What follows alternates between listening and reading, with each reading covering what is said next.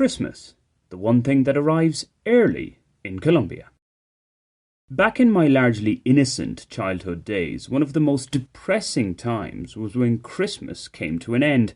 In fact, the painful come-down started to kick in shortly after the 25th of December. Everything was building up to the giddy excitement of early on Christmas morning, discovering all the goodies Santa had delivered. They were never in doubt, seeing how I was such a little angel all year. So, while the afterglow lasted for a period, the sad realisation that I'd have to wait another year for Mr. Claus's arrival didn't take long to set in. Within a couple of days, the spectre of a return to school and normal times began to play on my mind. Now, I do recall the official, that is to say putting up the decorations, Corrigan run into Christmas being fairly short.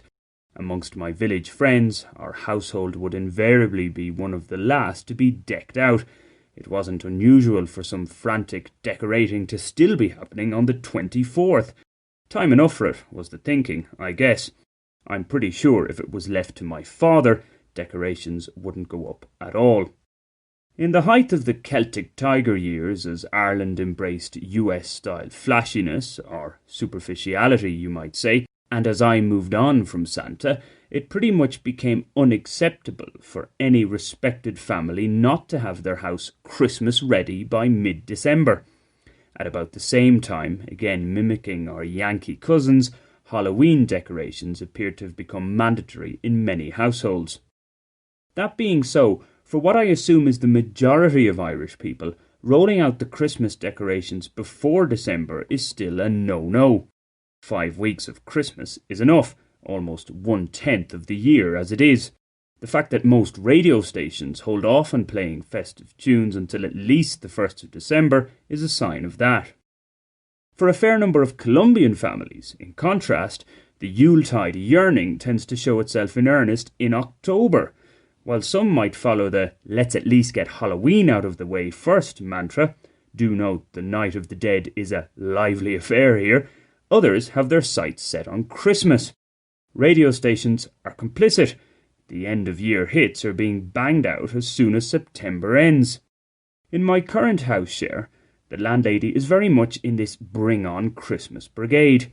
For the last week, she's been, slowly but surely, kitting out the place. By the looks of things, not 1 inch of the house, the ground floor anyway, will be free from a festive covering. It doesn't bother me, as long as I don't have to do any of the decorating.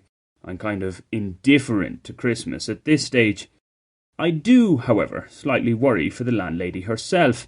As somebody who appears to suffer from depression, I can't help but think of her state of mind when she has to take down all these decorations, in mid-January at the earliest, as it most likely will be.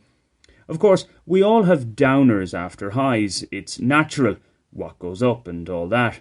Yet the lady of my current manor, considering her condition, seems to be putting herself through an unnecessary emotional high. I just hope she can manage the inevitable come-down when it's all over, when everything from the Santa dolls to the glittery balls has to be packed away.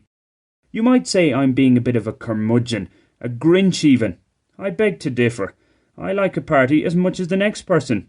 It's just that experience has taught me to try to not get too lost in the moment when surfing the high waves. That way, you'll generally be in a better position to manage the crash when it envelops you. You'll be able to avoid being drowned by emotions. That's the theory, anyway. As ever, executing it in practice is usually much more difficult. At least we've COVID-19 to keep us all in check this year.